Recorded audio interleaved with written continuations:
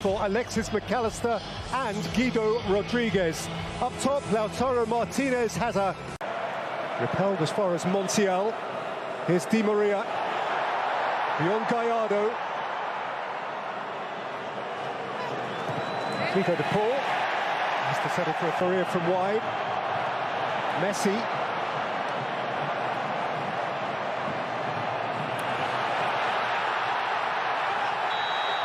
Now a chance for Vega to burst through, but he's left behind a limb, and the referee has penalised him. Hector Herrera didn't see a problem with the challenge and has engaged with the Italian referee.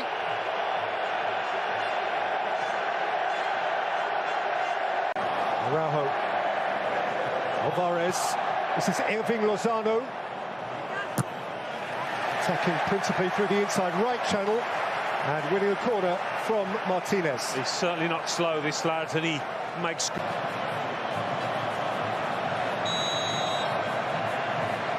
Vega over it.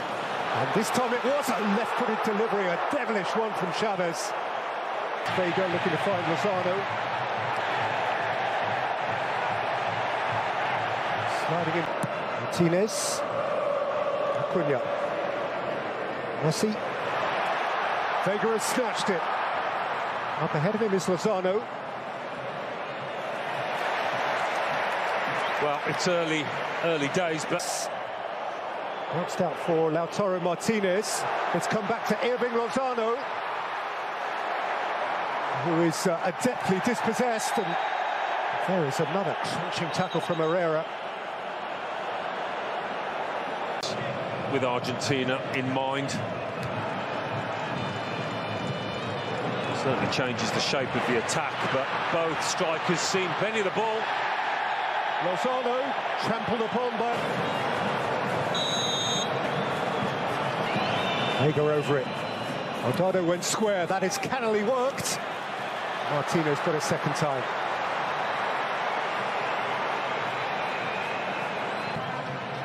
And by Herrera. Forward by De Paul. Taken back from Mexico by Araujo. He had to make good his challenge. Well, he took at least as much man as ball. And he... McAllister. Messi.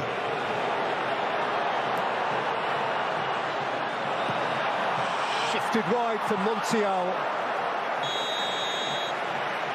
He was imprecise with his cross. De Paul. McAllister.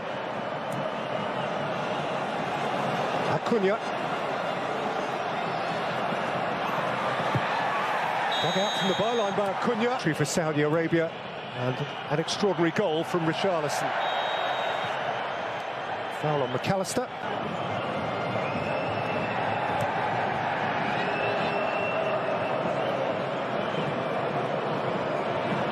Di Maria dashing off his flank and bursting into life. Doing sufficient to force Alvarez to nick it behind. Yeah.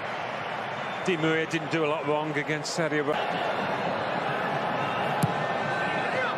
Messi flings it in, repelled as far as De Paul. Then he got protection. Yeah.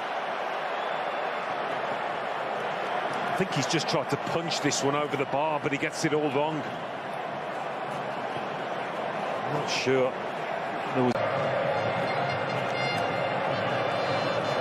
Di Maria. He's left behind Gallardo.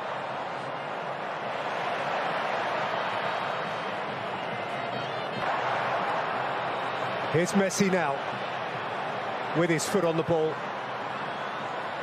De Paul has overrun it.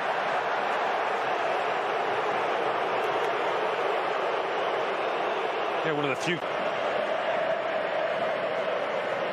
Messi. Di Maria with drift. Martinez coming through the crowd.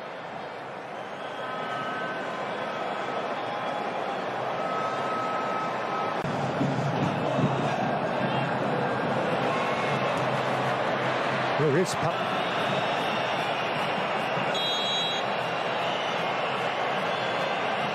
Chavez or Vega. It's Vega! It's a smashing hit and a wonderfully clean catch from Martinez, who's got rid in a hurry. Messi. Ronaldo's throw. And out came to Vega. Ambitious. It was, but... Di Maria. And by McAllister. Gathered by Messi. Set for Di Maria.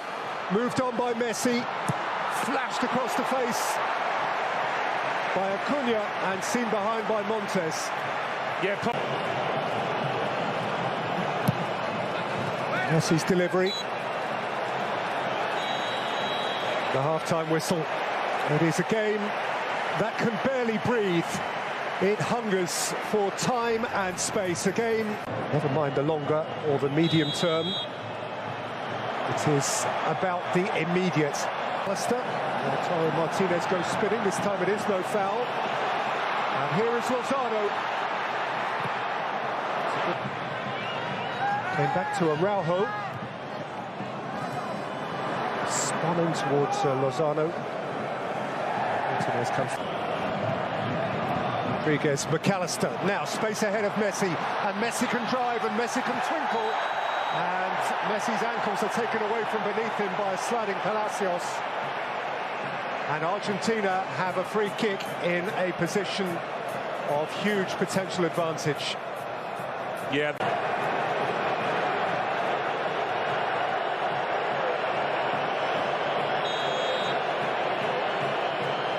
How they yearn for a Messi moment. Messi.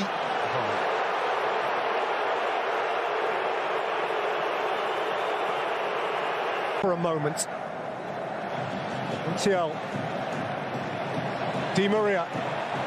And still Angel Di Maria. McAllister chased it in. Montes got rid. He's been one of the biggest threats, hasn't he, for Argentina. Outside of him is Acuna. Messi linking it up again. Messi looking to feather it through. Ronaldo is there to clear.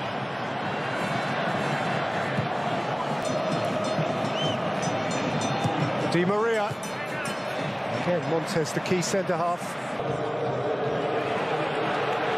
Here goes Lozano. He is a lone runner. He has no company whatsoever. If he gets a corner out of that, he's done brilliantly. It wasn't to be. Messi, Fernandez, Di Maria, Lionel Messi. Messi's here! That's what they came for! The Magic Man!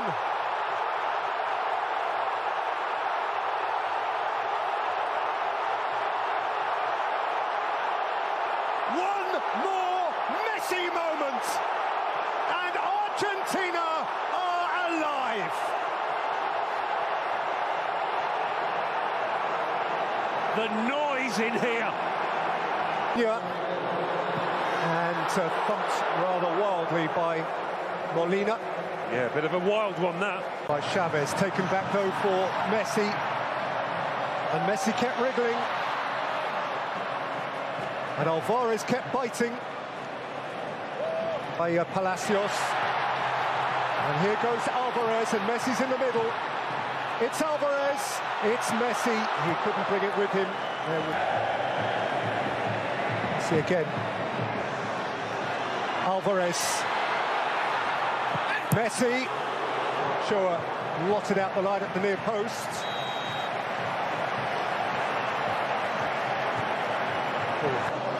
Jimenez ran into traffic and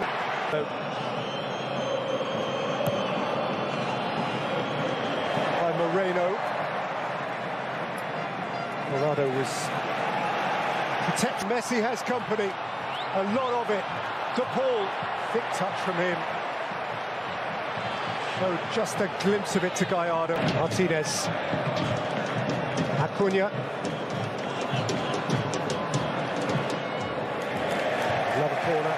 They are leaving a man forward who needs attention. Oh, sweet feet, wonderful goal! Enzo Fernandez! And Argentina now surely out of reach.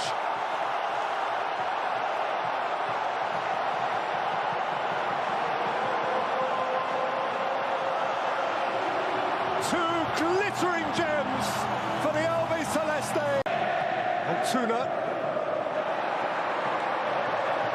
By Alessandro Araujo, at least to reduce that deficit. But as mentioned, Jimenez, still brilliant youth and magical experience. Have you ever wondered what happens when a defending world champion begins his journey to protect the crown? Not in the final, not in the knockout rounds, but in that very first game. The moment when expectations are at their highest, pressure is crushing, and one mistake can send shockwaves through the entire football world. Because that's exactly where Argentina finds itself. The reigning world champions, the nation of Diego Maradona, the home of Lionel Messi. And now, on the biggest stage once again, Argentina opens its 2026 FIFA World Cup campaign against a dangerous and unpredictable Algeria side. And here's the crazy part. History tells us that World Cup openers are rarely comfortable for Argentina. In 1990, they lost to Cameroon. In 2022, they suffered one of the biggest upsets in football history against Saudi Arabia. So before anyone writes Algeria off, remember this. World Cups don't care about reputations. World Cups create chaos. And Algeria knows exactly how to create chaos. Because this is not just another underdog story. This is a nation whose impact on the World Cup changed football forever. Let's dive into it. As Argentina arrives in the United States for World Cup 2026, all eyes naturally turn toward one man, Lionel Messi. At 39 years old, he continues to rewrite football history. Every tournament seems to add another chapter to a career that already feels impossible. And this match could bring another record. Messi's appearance would place him among the most decorated World Cup players ever and move him closer to several all-time tournament milestones. But what's truly remarkable isn't the record itself, it's how he's still doing it. Most players decline physically by this stage of their careers. Messi adapted. He became smarter, more selective, more efficient. He doesn't need to touch the ball 100 times anymore. He only needs a few moments. And those moments can destroy entire defenses. That evolution may be Argentina's greatest weapon. Because this team isn't built exactly like the 2022 champions. Some veterans are older, some younger players have stepped into bigger roles, but the identity remains. Control the ball, control the tempo, control the game. At the heart of that identity sits one of the strongest midfields in international football. Enzo Fernandez, Alexis McAllister, Rodrigo De Paul. Three completely different players, three pieces of the same machine. McAllister provides intelligence, Enzo provides vision, De Paul provides intensity. And together they allow Argentina to dominate possession while constantly searching for openings. Many teams try to stop Messi. Few realize they must first survive Argentina's midfield. Because if that trio controls the match, Messi usually finds the space he needs. And that's where Algeria could face problems. But before we discuss Argentina's strengths further, we need to talk about the opponent. Because Algeria's football history contains one of the most unbelievable World Cup stories ever told. The year was 1982. Algeria arrived at its first ever World Cup. Nobody expected much, especially against West Germany. At the time, West Germany was considered one of the tournament favorites. Some German players reportedly spoke confidently before kickoff. Many expected a routine victory. Instead, football witnessed a shock. Algeria defeated West Germany 2-1, one of the greatest upsets in World Cup history. Suddenly, the newcomers from North Africa had everyone's attention. But what happened next became even more famous and far more controversial. As the group stage unfolded, a situation emerged where West Germany and Austria knew exactly what result would send both teams through and eliminate Algeria. When they met, West Germany scored early, and then something strange happened. The game slowed to a crawl. Both teams appeared content with the scoreline. The intensity disappeared. Attacks disappeared. Competition disappeared. For long stretches, the match felt like neither side wanted to change the result. Algeria was eliminated. The football world was furious. The match became known as the disgrace of Gijón. The backlash was so severe that FIFA introduced a rule still used today. Final group stage matches are played simultaneously, all because of what happened to Algeria. Think about that. Very few nations can say they literally changed World Cup history. Algeria can. And that underdog spirit still lives inside this team. Fast forward to 2026. This Algeria squad may not have the global reputation of Argentina, but they possess something dangerous: speed, efficiency, and belief. They don't need endless possession. They don't need 30 shots. They only need a few opportunities, and that's what makes them dangerous against stronger opponents. Players like Riyad Mahrez bring experience and creativity. Mohamed Amoura brings pace and finishing ability. Meanwhile, young talents emerging through European football continue to add excitement to this squad. This is a team comfortable defending deep, comfortable suffering without the ball, comfortable waiting for one mistake. And against Argentina, mistakes will be their biggest opportunity. Because if there is one weakness in Argentina's setup, it appears during transitions. When fullbacks push forward, when midfielders commit numbers ahead of the ball, when possession is lost unexpectedly, those moments create space. And Algeria loves attacking space, which raises an important question. Can Argentina dominate possession without exposing themselves defensively? Or will Algeria find a way to punish the champions on the counter-attack? The answer could decide the entire match. But there's another fascinating battle about to unfold. One that may determine whether Messi controls the game or spends 90 minutes fighting for every inch of space. Argentina versus Algeria isn't just Messi versus Algeria. It's a tactical chess match, a battle of philosophies. One side wants the ball,